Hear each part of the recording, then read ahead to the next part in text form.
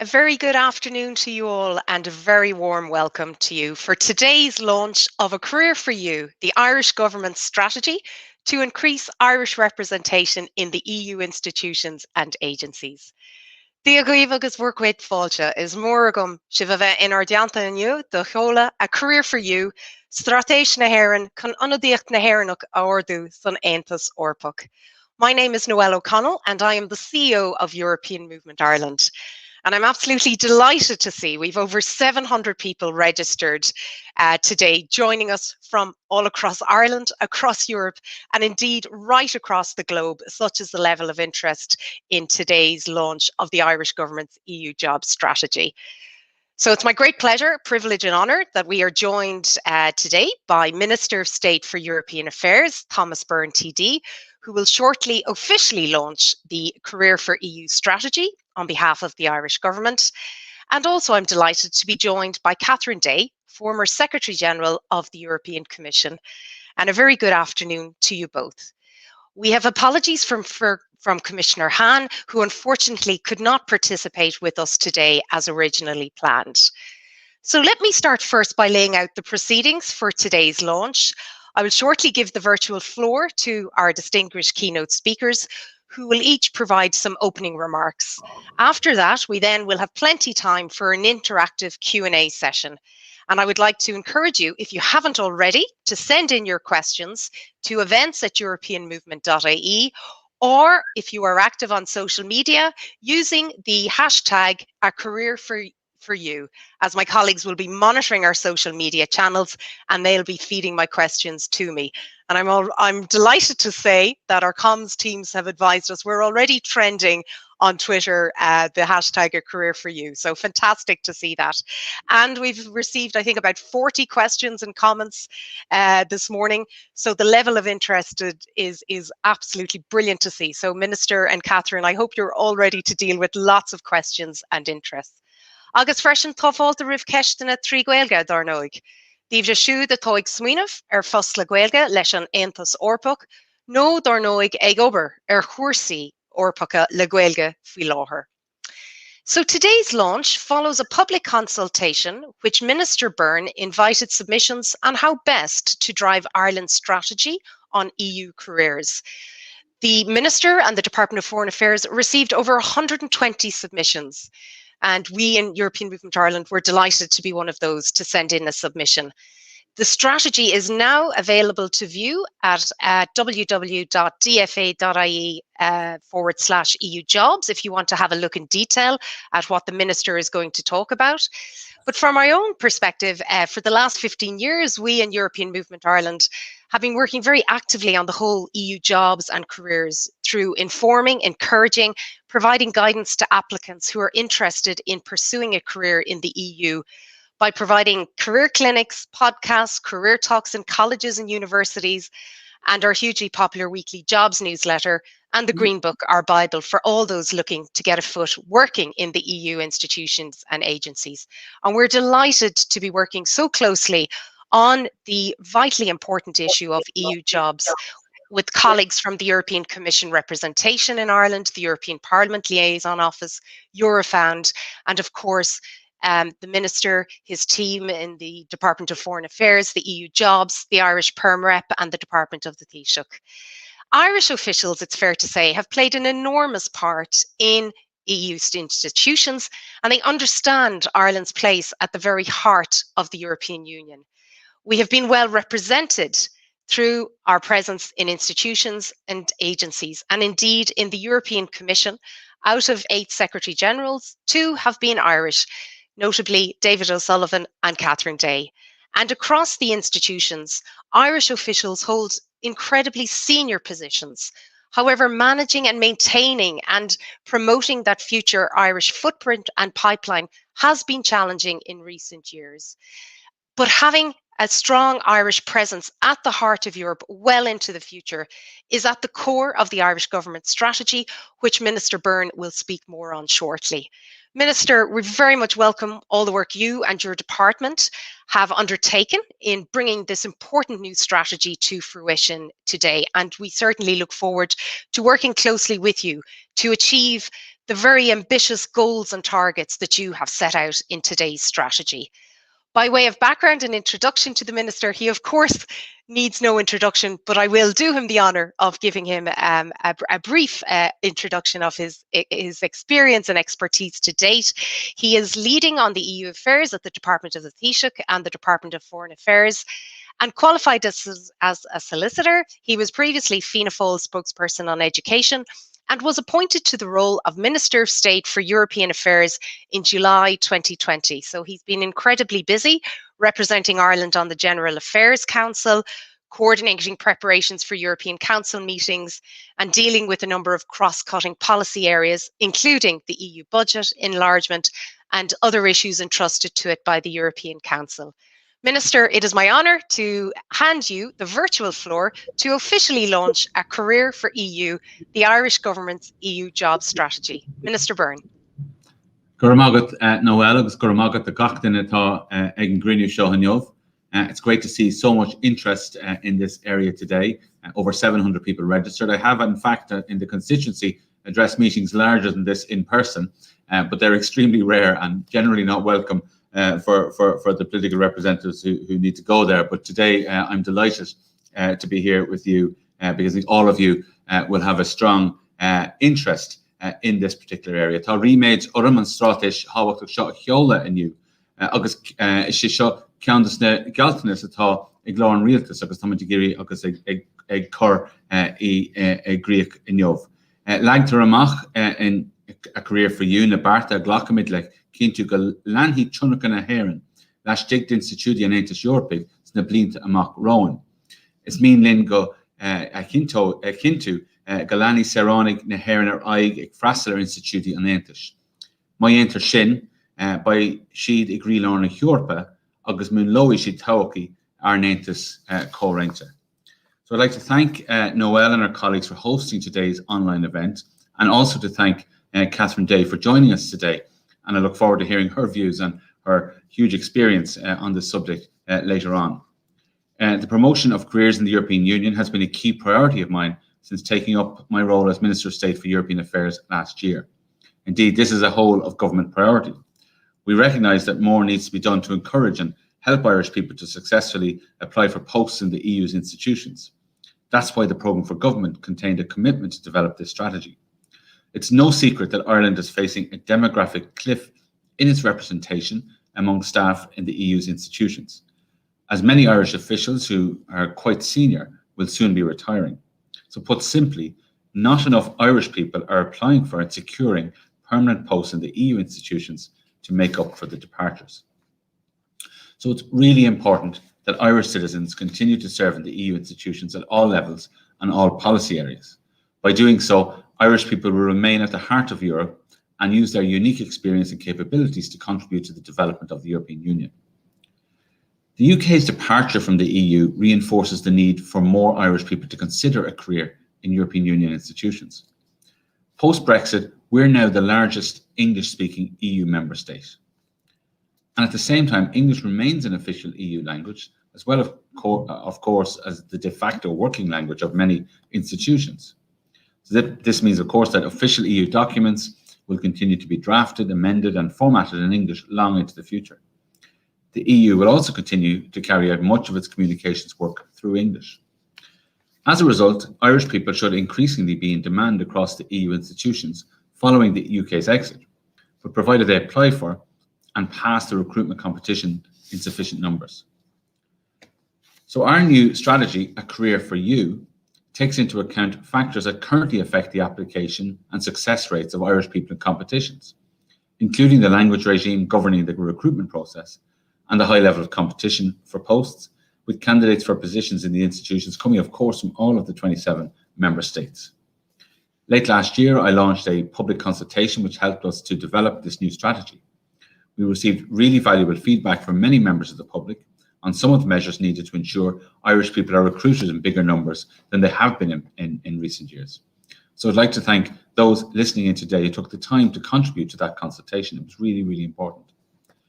The headline measures included in the new strategy stem from the feedback received as part of that consultation. These include commitments such as expand the existing EU jobs campaign, including increased promotion and outreach to second and third level students. It's really important that as many students as possible are aware of the fantastic career opportunities that are available to Irish people in Europe. It's also really important that students fully understand the benefits of multilingualism, the benefits it brings to us generally, but also specifically if they want to work in the European Union. And we want to plant that seed at second level, as well as arrange for even more detailed information at third level. And I want to thank the careers officers at third level as well, because I think they're doing a very good job and played an important part in this consultation. But I also want to make sure that the many Irish people who speak another EU language at home are also aware of the opportunities that their language skills can provide them. We have many families who've moved to Ireland over the last 20 years in particular from other EU member states. And I have no doubt that their children will be in a position to apply for these jobs using the language skills and their other general high level of skills they have to work in the European Union. We also want to provide continue and expand providing tailored support and training to all Irish candidates applying for posts in the EU institutions. We aim to provide Irish candidates with training for each stage of the recruitment process, from the initial computer-based tests all the way through to assessment and interview. Those who speak Irish regularly and to a high level are particularly well placed to secure employment in the institutions. Each youth atá an an Gaeilge a labhairt ag ard le bhéal by deisian níos mó acu dul-isteach ag obair sna institúidí Eorpaigh, agus tá bronnár nach bhfuil an strátais ar fáil inniu trí Gaeilge ar an siomh idirlín na rinne faoi muil agus ach bai an leagan Gaeilge ar fáil I rint na seachtaine se thugann, agus tá díma orm faoi sin ach sin mar a tharla. We want to provide additional resources dedicated to supporting the use of Irish as an official EU language, including by making training material available in Irish. And I apologise if the strategy is not available in Irish. That was through no fault of anyone in the department. It was meant to be available yesterday, but it will be available as Gaeilge during next week. In this respect, the government is going to build on work already done by the Department of Tourism, Culture, Arts, Gaeltacht, Sport and Media. that department has successfully seen the recruitment of Irish language linguists across the EU institutions, ahead of Irish becoming a fully functioning EU working language next year. We also want to, and this would be of interest to our civil servants, we want to increase the funding of the centrally funded scheme of seconded national experts to provide for the secondment of 50 Irish civil servants annually to the EU institutions. At present, the centrally funded scheme funds 24 secondments per year, with civil servants from across government departments and agencies placed in the EU institutions for periods of up to 4 years at a time, but it can be shorter. The scheme was established following Ireland's EU presidency in 2013 with the aim of supporting the placement of Irish seconded national experts in positions of strategic importance to Ireland and the EU institutions. This scheme is an important means of ensuring that each government department has the ability to build and maintain links with teams in the EU institutions working on areas of relevance to them, and those officials who go there and come back gain invaluable experience for us as Irish people. We also intend to expand the current scholarship programme to enable at least 10 Irish postgraduate students to study at the College of Europe in Bruges and Natterland. Many of the College of Europe's former students have gone on to have distinguished careers within the EU civil service, and there is a strong and healthy network of Irish alumni working in both the public and private sectors around the world, and it's my intention to meet the alumni in person at some point later this year and to have an event for them. 3 scholarships have been awarded annually to Irish students in the College of Europe in recent years, but there are students who are held back for financial reasons. So if we increase the number of scholarships there, we almost definitely will increase the number of Irish people who will progress into European institutions. One ambitious part of the strategy, which is a cross-governmental approach, is to create a stream within the civil service for EU specialists who will be helped then in applying for posts in EU institutions. This new stream of officials will be well placed to sit the EU concours, while also meeting departments' increased needs for highly skilled officials in EU policy areas. Our intention is for those officials to be assigned posts in Ireland with a focus on EU and international policy across the civil service. They will also be encouraged to take up placements abroad through the civil service exchange programmes, secondments to EU institutions, and to our permanent rep in Brussels to the EU. Officials taking part in this stream would be encouraged to apply for vacancies at EU level on a rolling basis. They would be granted study leave where appropriate and would be supported in their preparations through the provision of language classes, practice material and assessment training in advance of EU recruitment competitions. Planning for the creation of this new stream has already begun, and the work will be carried forward by the Department of Foreign Affairs and, of course, the Department of Public Expenditure over the coming months. And it's great to see all of these various departments fully on board with this strategy, because that's what it will require, a complete government-focused approach. It cannot be just left, the Department of Foreign Affairs as a worthy venture. If we have every department on board, I'm absolutely confident all of these things will happen, and there's no doubt about that, of their interest in this area as well. Now, in terms of geographical balance, the strategy focuses on the promotion of EU careers in Ireland and on the provision of support to Irish candidates, obviously to increase the number of people working in the institutions from Ireland. This will go some way towards solving that demographic cliff that we currently face, but there is a structural issue as well at EU level. And Ireland isn't alone in being confronted with this issue. Many member states have the same problem as us. So we're of the view in Ireland that nationality-based competitions for nationals of significantly underrepresented member states offer the only viable way to address existing geographical imbalances. So the strategy contains a commitment to work with like-minded member states, as well as the EU institutions, to find solutions to a problem not solely confined to Ireland. And that is something that we've engaged with Commissioner Hahn and as officials in the Commission, and indeed with EPSO as well. This is a big issue, and it's something that we're continuing to press the European Commission on. The ultimate aim of all of these measures is to ensure that we see an increase in the number of Irish people applying for and securing roles in the coming years. The recruitment process is very competitive, necessarily so, but there are excellent applications from the 27 member states and really excellent candidates from Ireland. Through the measures set out in this strategy, we want to make sure that Irish people are as well prepared as possible and ready to succeed in the competitive hiring process. It's my hope that these supports and actions will ensure that a new generation of Irish graduates go on to have successful careers in the EU as many Irish people, including Catherine Day, who we're going to listen to shortly, have done in the past. More importantly, we need our Irish people to use the knowledge and the capabilities that they have to make the European Union better, and to make Ireland better for all of our citizens.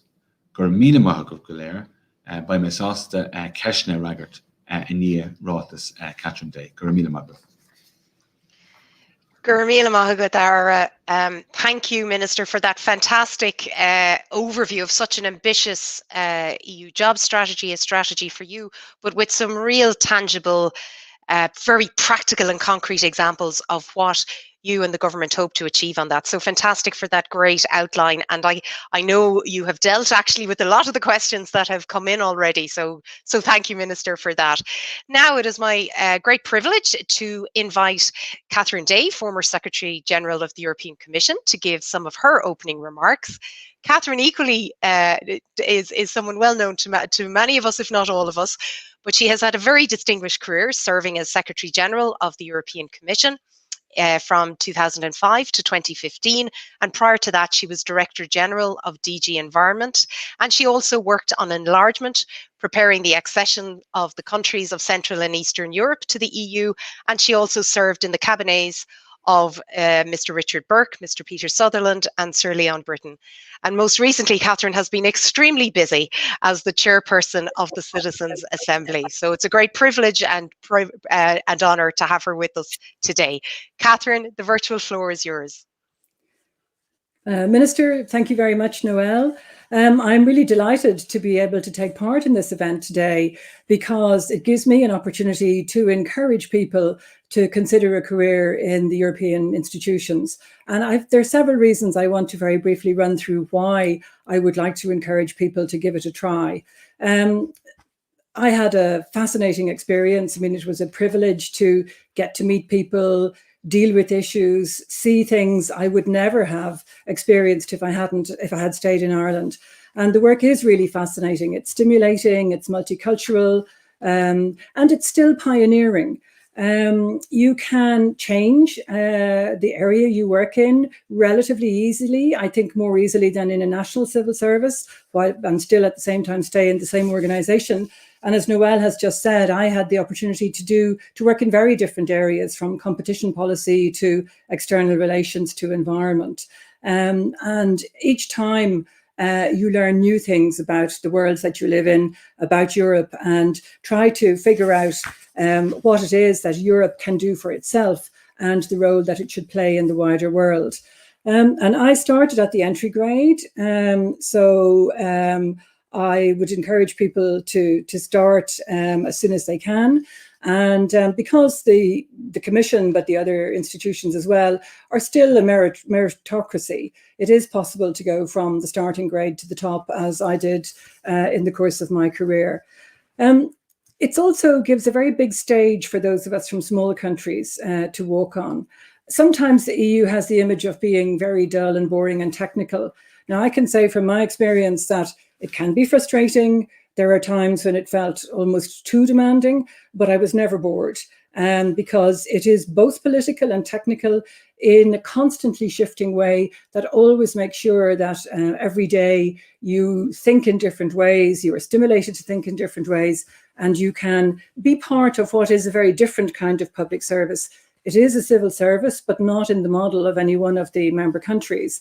It is still a work in progress. The EU is still designing itself, its institutions, the policy areas it gets into or it doesn't get into. So each generation of officials can really leave their mark. And I think that it's very encouraging for young and not so young people to be part of this kind of process. And as the Minister has outlined, there are opportunities both for long-term permanent jobs, but also for shorter spells if you're a civil servant to become a seconded expert. But also if you have a particular area of expertise that the EU needs, you can also work as a temporary agent for a number of years. And I think even if you just go for 3 or 4 years, the EU is so omnipresent in the world, not only in Europe, but more widely, that it's tremendous experience to see from the inside how it works. it's something that will stand you in good stead for the whole of your career, whether you go to the business sector or academia or any other kind of work. So it's something very useful to have done. I would warn you that it's kind of addictive. And in my experience, a lot of people who come for a few years end up wanting to stay for a very long time. But the reason for encouraging Irish people to sign up and to participate in this very exciting work, it's not only about personal satisfaction. It's very important that Europe is truly representative of its citizens. And that means that its institutions have to have a good mix of all the different member states. What I found in my career was that the bigger the EU got, the harder it was for the institutions in Brussels to know what was going on, to have enough background information, and to really be able to factor national differences or even peculiarities into the shaping of policy. And that's one reason why all of the institutions need good representation from each member state, big or small. Now, this is not about defending national positions. That's what the governments do and the national civil servants do. And it's not about taking instructions from your home country, but it is about really reflecting the diversity of Europe and making sure that the differences are understood and taken into account where that's possible. But even if it's not possible to take them into account, that there are good reasons for not doing so and that they can be explained. And I think sufficient representation is particularly important for small countries. When I worked for Sir Leon Britton, I found very quickly that the difference between us was not so much the difference between being British and Irish, but it was a very big difference between his experience coming from a big member state and mine coming from a small member state. And I think we both learned from each other, but I certainly was encouraging him not to dismiss the smaller member states, but to treat them as allies for the policies he was advancing and to spend time with them. And you need people of different nationalities across the institutions in order to make sure that those different perspectives are brought to bear, because that will make the policies that the EU adopts then finally work, because they reflect the realities across the EU. I think it's not only a one-way street. It's not just about us and our careers, and it's not just about Ireland being better represented in the institutions. I do think, in a modest kind of way, that the EU also needs us. I mean, Ireland is a success story of the EU, and we have a very open internationalist and Atlanticist view of the world. And I think now more than ever, at a time when there is a risk of more protectionism and blocs retreating into themselves, it's very important that that particular worldview that we have gets projected into the policy making. And one of our advantages is that we don't carry a big country agenda. So I think in general, Irish people are seen to be reasonably objective and interested in the substance and not just pushing a particular national agenda. And I think the EU needs some of its officials to be like that. As the Minister has said, the first and second generation of Irish officials in the institutions are now retired or coming up to retirement. The world and the employment possibilities are very different today, but they're still very exciting. And as I say, I would encourage anybody to take an interest in working for any part of the EU. And again, as the Minister has said, sadly, the departure of the UK does create more opportunities, I think, for those of us who are English mother tongue and who can participate in terms of policy substance, but also in terms of drafting and redrafting with the advantage of having English mother tongue. Now, so I do want to encourage people to apply, but also to stress the need to take an application seriously. The entry conditions are demanding, so do take up the offer of training on the competitions and do also work on your second language, whatever that is. Being English speaking is not enough, and it is important. Not only is it a mandatory requirement to have a reasonable degree of competency in a second language, but it's important to show the other languages that we are not arrogant about being English speaking and that we make the effort to speak another language and to communicate with colleagues in that. And my very final tip is to say that if you're really interested, don't give up if you don't get in at your first attempt. I didn't get the first competition I applied for, but I did get a subsequent one, and I still went on to become Secretary General. So I'm hoping that there is a third future Secretary General of the Commission out there who is going to get their application ready and whom we can congratulate in years to come. Thank you. Well, on that very positive and optimistic note, Catherine, there's hope for all of us. If you at first you don't succeed, then try again. Thank you so much, Catherine and Minister, for those fantastic overviews.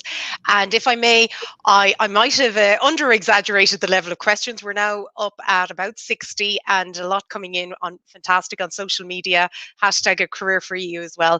So Minister and Catherine, I know you'll keep your replies suitably with the time clock against us in mind. So I'll kick off with the first question, I think, and one of the first questions we had in from our good friend Frank Wall. And Minister, for you maybe, he's asking, what engagement has the government planned with Irish universities to ensure that courses that have high EU policy content with languages, so that graduates are suitably qualified to compete in the concours? And that's actually, Minister, a very similar question to Professor John O'Brennan from Maynooth, who has just reminded us as well of that there are about 30 to 40 core permanent faculty members across Irish universities in disciplines such as economics, law, politics and sociologies, and that these lecturers and professors could act as mentors to undergraduate students at an early stage in the third level education system, with a view to encouraging them to focus on Europe as a career. So that's a really good point, I think, as well from John. So Minister, if I can ask you to take that, perhaps that double question there.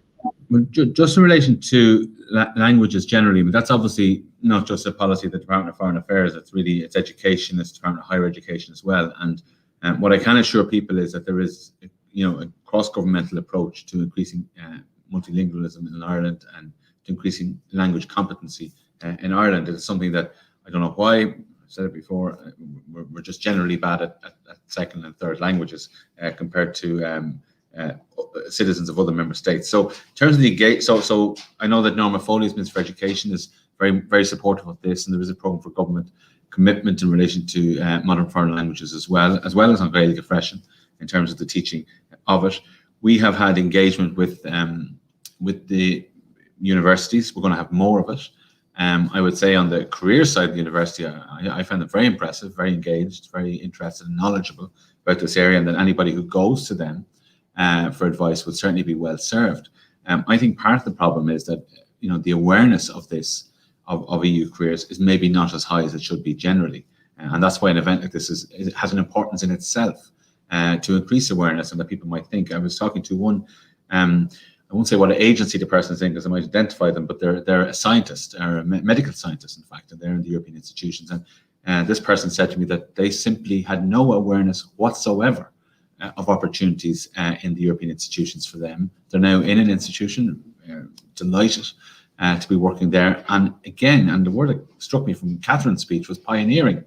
That's a brilliant word. It sums up all of what the European Union has been doing when we look at it. When we look back to Patrick Hillary as Social Affairs Commissioner, Equal Pay Agenda, when we look to what's coming now in climate change this year, it's exciting stuff. So this medical scientist person, medic really, is now working in the European institution, delighted, and said to me that they felt that they had to just be more awareness of it, not just in I won't call them the usual suspects, but in the law, the European studies, the political science departments, that it really has to go beyond that. Because certainly when we met EPSO, Commissioner Hahn, they start talking straight away about agronomists, agricultural scientists, food scientists, all of this. So while the lawyers, and I'm a lawyer, are important, the language translators are really important, there is such a wide range of opportunities there. And so any engagement that we have with universities has to have that broad range as well. And I encourage our friends in the universities who are au fait with this to spread that message themselves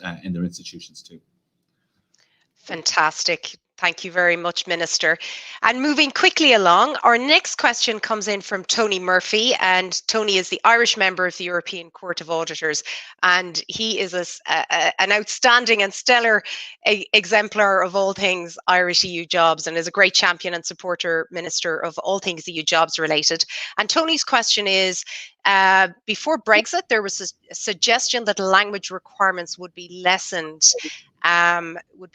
for positions in EU institutions on the basis that such skills would be improved within a specified time period. Based on experience, that these requirements are a significant impediment for Irish applicants. Is there a possibility of introducing such a measure for Irish applicants? No, certainly not that I'm aware of. Hasn't been brought up. I think the opposite message is the case, that we need to upskill on our languages. That's a very strong message coming from me and coming from government, and that's general policy. There are so many opportunities to do it now. You can watch all your Netflix programs in whatever language you want, almost. You know, there's so many opportunities there. Like, I mean, I remember studying for the Leaving Cert with tapes in the car, driving around with my father, like, listen to, you know. So it is just the scene has changed and the opportunities are there, and it's up to us as a nation to raise our skills. We are learning Irish for years and years and years. We need to have high skill levels of Irish. That's required now in the European Union, but very high skills. We're going beyond, it's really beyond, say, the standard at Leaving Cert. You're talking on the B2 into C1 on the European scale, as I understand it. So no, I'd say the opposite's the case. And, you know, I speak Irish from time to time at the General Affairs Council. That is appreciated by the other member states. But equally, other member states like to speak their languages too. And we've seen certainly media reports about the French ambitions for the French language as well. So I think we need to be there, and we need to get this off our chest now and just start upskilling. And there are so many opportunities for that now. The universities are playing a key role. Our language teachers are playing a key role as well. But it really is up to all of us at the end of the day. Very good. Catherine, did you want to come in on that? Well, just to echo what the Minister says, I mean, that was a British proposal when they were having difficulty getting people into the institutions. But I think, you know, it was much more to do with the mood back home, not just the language. But that was roundly rejected because it is a little bit arrogant of those of us who have English mother tongue to think that we should have a different regime and other people should have to, you know, learn English as one of their languages. So it really is a question of respect for the different cultures and traditions. And I think it would be, I would say, very wrong of us to even advocate that position, because it immediately starts down the unproductive road of saying we're different, we're special, the rules shouldn't apply to us. I agree with the Minister. We just have to make the effort. It's not that difficult. And you don't have to be brilliant, but you have to be able to reach a certain level of competency. And if you apply yourself, you certainly can. So just to fully endorse what the Minister said. And can I just add, Noel, we have, I think, you know, it's a resource that we have now that is starting to be tapped, because I know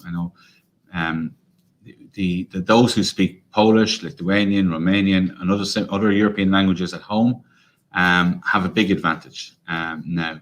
And I think that, you know, they need to use that advantage and seek out those jobs. And I think it gives just a whole new flavour to our identity in Europe as well. I think the figure Catherine gave me there just before we came on was, I think 12% of people in Ireland were not born in Ireland. And indeed, they have children as well who are born in Ireland, and they have huge opportunities now. And I know in terms of what government has done now, Portuguese, Lithuanian, Polish are now all on the Leaving Cert curriculum. So again, that just formalises that education structure now. And you know, we think of this, we think of this in terms of English, and actually we have a big advantage in English because our level of English is almost by definition higher than everybody else's. So, you know, we don't often think about that, and we don't overstate it either, but it is, I think it is a fact. We have years of education in Irish, which should bring us to the standard that is required.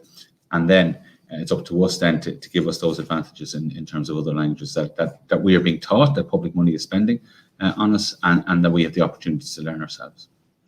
Fantastic points from both of you, and exactly that, Minister, as you'll know from the Blue Star programme and your trips, or your virtual trips at the moment, but but hopefully in the not too distant future, physical trips to some of the Blue Star program schools, when you see the cultural variety of our Irish pupils coming from a huge range of backgrounds and who can speak multiple languages. So it's fantastic to see that. And now I think, as you correctly have said, both yourself and Catherine, it's up to all of us to build on that. So moving along, Catherine, I might go to you on this question, if I may. Somebody is just wondering, Catherine, for you, how do commissioners tend to recruit staff for their cabinet? Is it common for commissioners to have non-co-nationals in their amongst their staff? Yes, over the years it has become actually mandatory. And usually, especially if people have been ministers before they become commissioners, they very often will bring one person with them from their home country because they have a working relationship that goes back many years. So usually they will, first of all, they have to have several of nationalities other than their own to get that degree of representativity that I was talking about. They will usually pick one or two people from the DG, which they will be working with, because they would need the technical knowledge and the contacts and all the rest of it. And then they might recruit, let's say for their press spokesperson, they might very well be looking for somebody who's a native English speaker. So they might pick somebody, from a different source to take care of that. So they take a mixture, but they certainly have 2, 3 or more nationalities in their cabinets nowadays. Great. I might just add on that, Noel. I know just at the moment, Commissioner Hahn obviously is the person whose responsibility for this area within the institutions. We have someone at the moment from the Department of Public Expenditure as a seconded national expert over in his cabinet at the moment. And I think that's very useful both ways, because I think he gets to hear our experience and they get to, I suppose, to see how things are done at European level, and that acquisition of knowledge on both sides, I think, is hugely advantageous. And we're hoping, as I said, in the strategy for many more opportunities such as that. Fantastic. And Kesh the Gutsa are here on show. Cén rol a bheitsagan nuelga sa strátéis nua on at nítar sa strátéis gur buntáis de bhóra nuelga a bheith ag irtasóirí fiúháin I gomórtais de fostana nach muinean leis an astrúcháin nó a teangáireacht. Well, Talán, well, is teanga ofigiúil í an Gaeilge inis, so mátá gá hanga ofigiúla agat Béarla agus Gaeilge is féidir dul agus an conquer dhéanamh, so tá buntáise sin agat an sin. A caithí, I suppose, levéile bheith agat agus is tóca nuair tá tú ag obair san institúidí is teanga techniúil is teang, caiith bheith anna crin leis ní leor bheith ag leor Gaeilge ó am go ham le a cordon number sin. Ach Talán deisna sin, a caiimime rá freisin, Marlo siúdatáid obair leis an teanga faoi láthair. Tá sár obair a dhéanamh acu. Massam goil teanga, sort of athbheocan na teanga táid tála, mar tá siad ag obair aráide an ghearchéim COVID, agus tá teanga ag athru leis na ghearchéim sin, agus leis na táirtí sin, agus is siad san atá móthúm ag chur na Gaeilge seo freisin. Tá siad ag chur Gaeilge inis cos na cuairt an ECJ, so tá mata tusa ag stadar dlí agus Gaeilge siar máile an éireann. Bei tusa ná inis na cos na seo a léamh I legan ofigiúil Gaeilge, agus feicimid freisin cos na atá tála trí Gaeilge. So massam go chuir sin níos mó béime agus níos mó béime an Gaeilge sna hinstitúidí in éireann, ach freisin brú ar na hinstitúidí Oidicus agus ar an rialtas an seo. Níos mó Gaeilge chur ar fáil, mar tá sé ar fáil go fórleathan agus go héascas in Europe beagán é sin dhéanamh an seo. So anna hácht leis an Gaeilge. More will Gaeilge agat a deis agat fós. If you don't have Irish, you still have an opportunities, obviously, because there's 27 official, there's don't know offhand the amount of official languages, it's probably somewhat less than 27, sorry. 24. 24, sorry. It's not all about the Irish language, which some people assume it is, but there's no doubt it does give us an advantage, and it's a hugely, as I said in Irish there, it's a hugely important part of the language. I have to say, in terms of our translators and our lawyer linguists, I think they are actually recreating the Irish language in a modern way now, dealing with COVID, climate change, and all the issues that we deal with. I think they're doing extraordinary work. Thank you, Minister. Exactly. And Catherine, a question for you, if I may. How can people in their mid-career enter jobs in the EU? And would Catherine have any particular advice for potential applicants? The EU does recruit across the institutions at mid-career and senior level. Obviously, like all institutions, they're sort of pyramids, so there are fewer vacancies than at the entry level, but they do exist. If you're a civil servant, you could be seconded to work in one of the institutions for several years, and that's a very good way of getting the experience. Sometimes temporary agent jobs, if the EU, particularly the Commission, if it's drafting a technical piece of legislation, say on pharmaceuticals being topical at the moment, or on the digital economy, they might be looking for particular skills that you wouldn't necessarily have in the permanent staff. So that's another opportunity. And then the cabinet route as well, because you don't have to take permanent officials in the cabinet. They all are on temporary contracts. So there are a number of different ways. And so it's really difficult to advise without knowing, what the person's background is. But I suppose the best thing to do would be to look at your area of expertise and look at what would match it in one of the institutions and explore through EPSO or with the help of the Department of Foreign Affairs, just to explore what might be available, because the scene is changing all the time. So it's good to kind of sharpen up your profile and have an idea of where you think you could fit in, and then try to find the avenues. But it's not all a permanent, you don't have to do a competition for a permanent job. You can also join at other levels. Thank you, Catherine. Absolutely. And Minister, a couple of ones I'm guessing are coming in from existing civil servants. So I might try and group them for you, if I may. And what opportunities are there for current serving civil and public servants in the EU? And are they able to go for short postings? And when will the EU officials stream become available to apply to? All right, thanks very much. Important questions. I would say in terms of current opportunities, they are there. There are already choice in respect of a career in the European Union. There's specific programs in place at EU level allowing civil servants to pursue placements in the institutions. Obviously, we mentioned the seconded national experts already, and that can be from 2 to 4 years. There's also the National Experts in Professional Training Programme, which provides short-term placements for EU institutions for periods of months. That can happen, and that gains you practical experience in EU affairs, but also I would say adds to your own experience that you can show off later in time and use to public benefit. Because I mean, at the end of the day, all of these jobs are for the benefit of the public. So we send 6 to 8 people on that particular scheme every year. In terms of the new stream, there's a government commitment to do this. There's work already taking place on this with the Department of Public Expenditure. That can't be done overnight, but the work is underway already, and it's going to be a really, really important part of the process.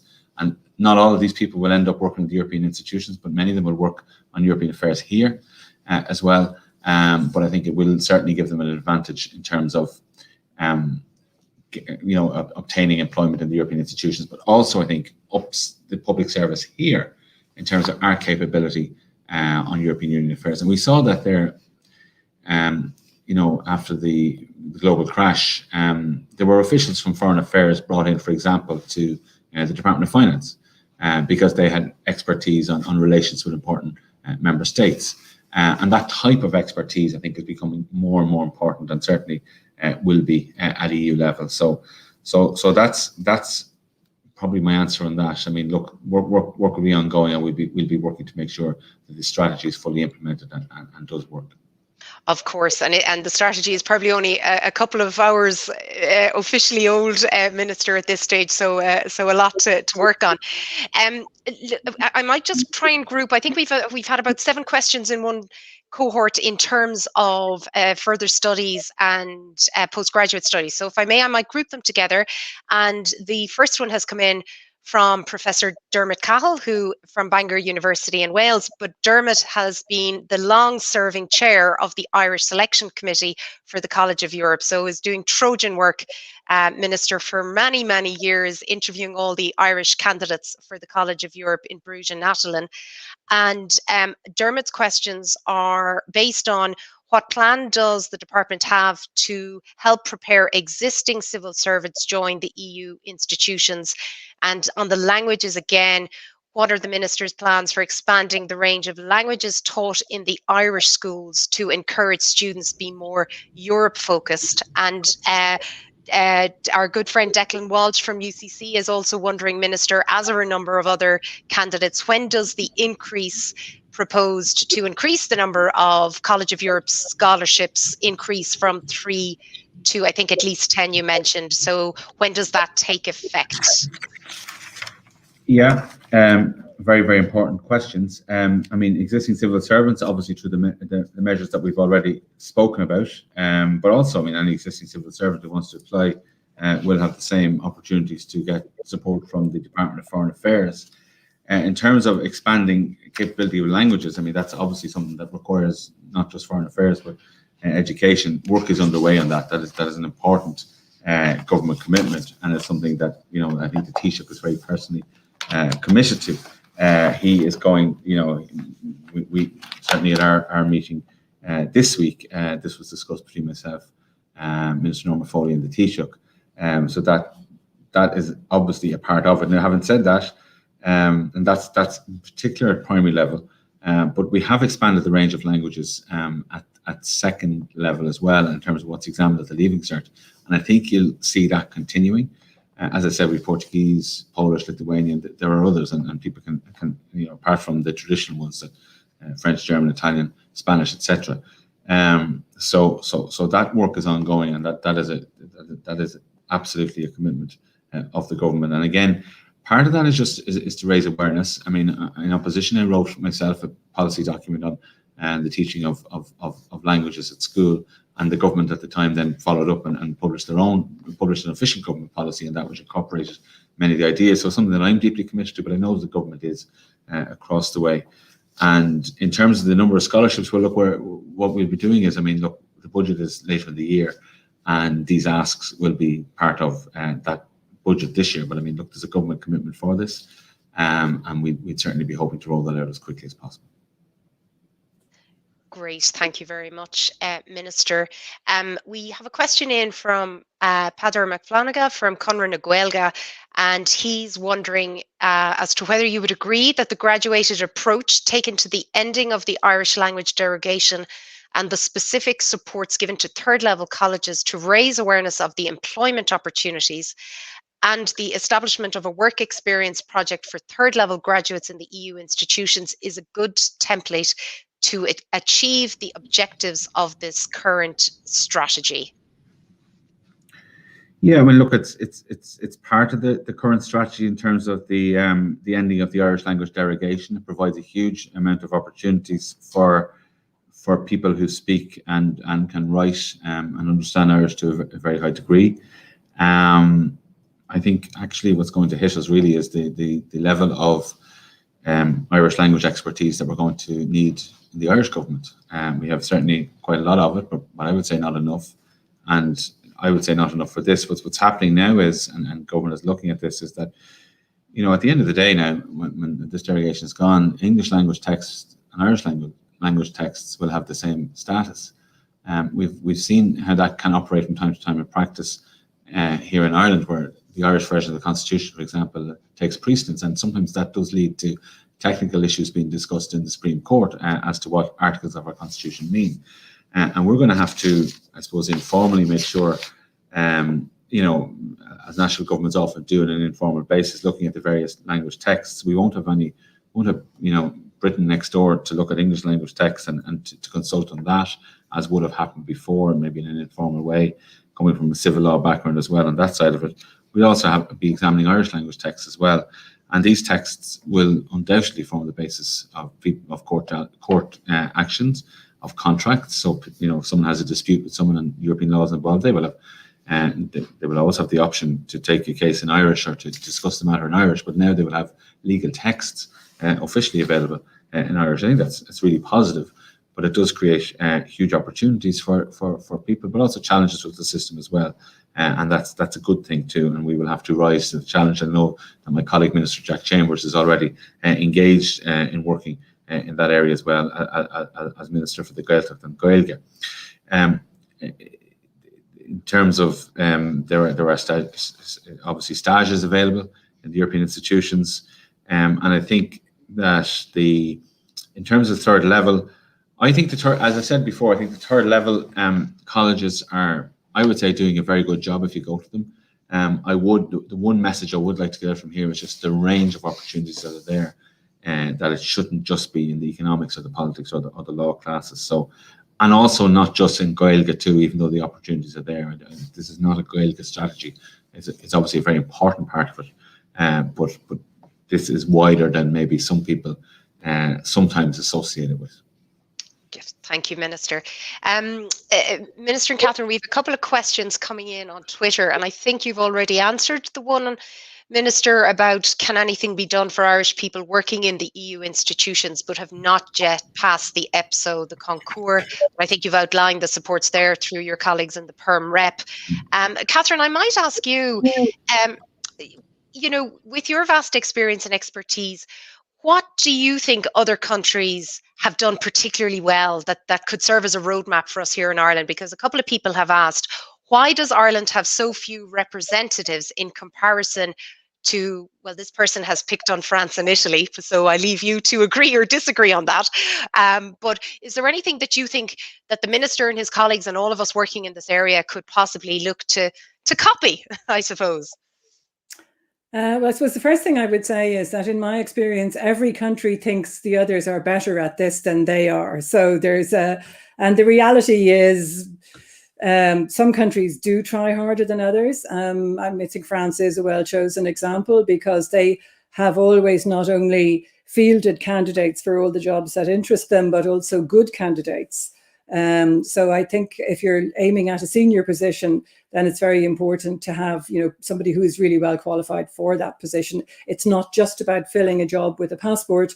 It's about filling a job with somebody who's really going to be able to do it well and reflect the credit back on the country. I think the countries that are like Ireland now have a real strategy and have set themselves targets as well, so that they know whether it's working or not. I think those are the ones who achieve closer to their desired outcome. And after enlargement, there was restricted recruitment to nationals from the new member states. So effectively, there was very few other vacancies because the institutions were not growing. So you had maybe an 8 to 10 year period when there was relatively little recruitment from the older member states, and it was all going on the new member states. That's now finished. So and as we see, unfortunately, through COVID, I think the EU will be expanding further in some areas. So I think probably in the next 3 to 4 years, there will be opportunities. So it is important that people get into the mindset of what can I offer? What's the EU looking for? Where is the match? And make sure that they get their second language up to speed, whatever it is. Because I think there will be opportunities because of that, coming together at different circumstances. Absolutely. And Catherine, maybe another technical one for you. Can I add, sorry, just before you go on, just add in on that. Italy, for example, has almost 3 times as many applicants proportionately to us. So that's an issue. They have a lot more applicants into the institutions. In fact, when I was a solicitor, I shared an office with a friend of mine, a good friend of mine now, who's in the European institutions, and I just remember the length of time that he spent preparing and getting ready. This is a medium-term project actually to get into the institutions, and we're working separately to see what can be done on that side from the European side in terms of the difficulty and length of the application process. But you still have to get the best candidates. I don't think anyone's going to argue with that. But they have a lot more applicants from Italy. Belgium has a lot of people there. I suppose I don't have the exact figure for Belgium, but I presume that's a neighbourhood issue as well. So look, we need to get more applicants in, and part of that is raising the profile. Mm-hmm. Fantastic, Minister. No, absolutely. Minister, there's a lot actually coming in terms of quite, I suppose, technical ideas and suggestions for you and your officials. And I think maybe if participants are willing, that we could forward those questions on to you and the EU Jobs team in the Department of Foreign Affairs, because there's some fantastic ideas that I'm sure, Minister, you and your colleagues would certainly like to get involved with and follow up with further, if that's possible. Absolutely. Yeah, absolutely. Great. No, thank you very much. I'm just very conscious of the clock. You know, the red clock ticking down in the corner, telling me that we're coming up to 60 minutes. So I'm always conscious of time. But Catherine and Minister, I might ask and invite you, perhaps, if you wanted to say some final concluding remarks, pearls of wisdom, or any insights you might want to share with the many hundreds of people who are listening in, maybe to motivate and inspire, and hopefully we'll get another third Secretary General coming from us here in Ireland. But Catherine, will I go to you first and then invite the Minister to say his final remarks, and then I'll do a final conclusion. Thank you, Catherine. Thanks, Noelle. Well, really just to encourage people who are interested to follow it up. And as the Minister said, it's a medium-term thing. You won't get a quick answer. You have to prepare yourself maybe for a year or two of preparing and bringing it to fruition. But it's well worthwhile. And I do think after Brexit, Ireland will realise the need to develop much closer links with the continent. And I think, you know, this can be a very exciting opportunity for people who previously might have gone abroad to work in an English-speaking environment. We are historically, politically, geographically closer to Europe than anywhere else. And so I see this as almost as an opportunity for Irish people to rediscover continental Europe, and at the same time to contribute in terms of a career in a different kind of public sector, but to very exciting and very fulfilling careers. So I would encourage anybody who's interested, follow it up, talk more to people, see if it's for you, and if it is, give it a go, but be prepared for it to take quite a bit of time. You can't decide today and turn up on your first day in work in 3 months' time. It just doesn't work like that. Minister. Well, thanks very much, Noelle, for hosting today. Thanks to Catherine as well for speaking, and indeed to the hundreds of people who've registered and taken part. I certainly hope that you are inspired, particularly by Catherine and what she has achieved. And I think Catherine, I think, has helpfully reminded us of public service, which is for the public good, and it is it is in terms of a career, because I mean, that's what people are looking for. But this is a career that engages in enormous public good. The European Union has been at the forefront of social and economic progress in Ireland, and been the cause really of much of it. Whether it's the European Union driving us along, or whether it's Irish people in the European Union, or Ireland's participation in the European Union pushing us along. That has happened to us, and now we are helping other member states as well.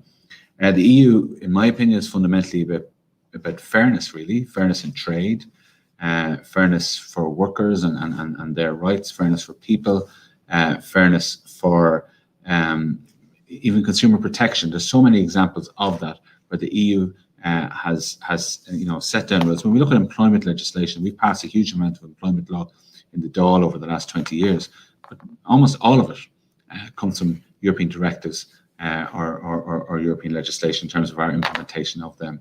So if you decide to work or to seek employment in the European institutions, you're going in there to help the greater good. And I think that's an important point to remember. You're going in there always, in my experience, to do pioneering work, as Catherine has said, I think in a very apt word. Yes, it can be complex, but that complexity is necessary at times, because you're dealing with the interests of 27 member states. You're dealing with the European Parliament and the member states who co-decide and a commission there. But that complexity has resulted in a peace in the continent of Europe that certainly could not be taken for granted in the late 40s or the early 50s when the European project was envisaged in this way. That the European Union as well, through the Common Agricultural Policy, again, that is a policy that's often discussed, but the Common Agricultural Policy fundamentally has the objective of keeping food prices affordable in Europe, keeping food on the table in Europe, and keeping small farmers on the land as well.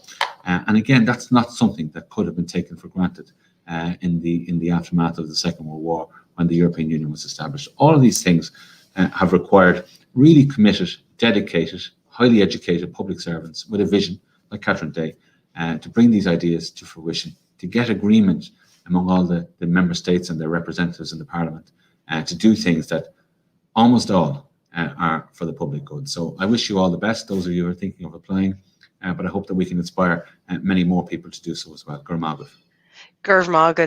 Minister Catherine, thank you both so much for your time, and a particular thank you to you, Minister Byrne, for launching today's strategy. It's fantastic to see.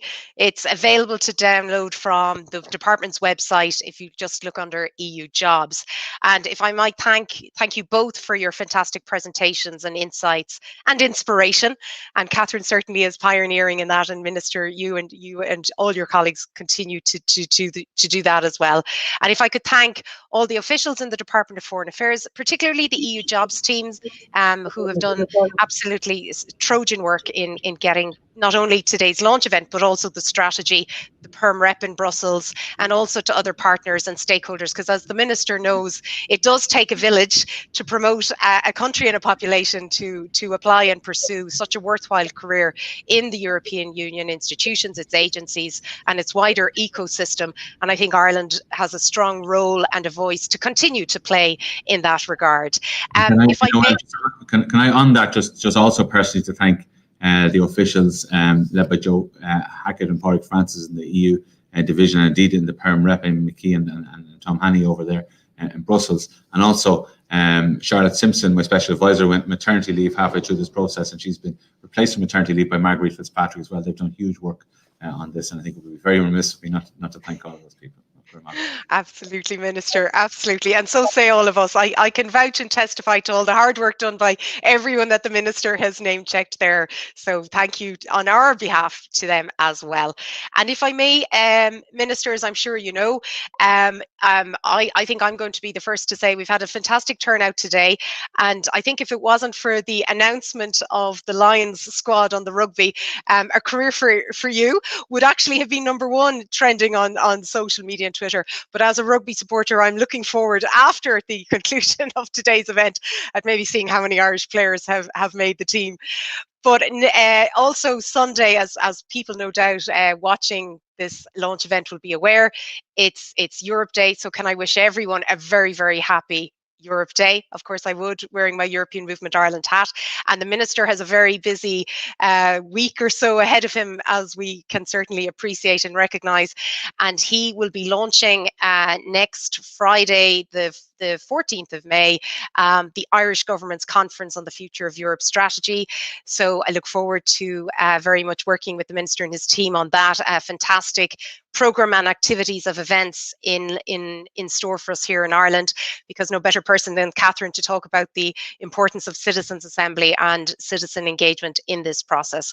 So thank you, ladies and gentlemen, for tuning in, for your interest, your engagement. I am really, really sorry that we didn't get to everyone's questions, but I think our colleagues and team here in European Movement Ireland, so if I could, on my behalf, thank them for all their hard work as well in getting today up and running.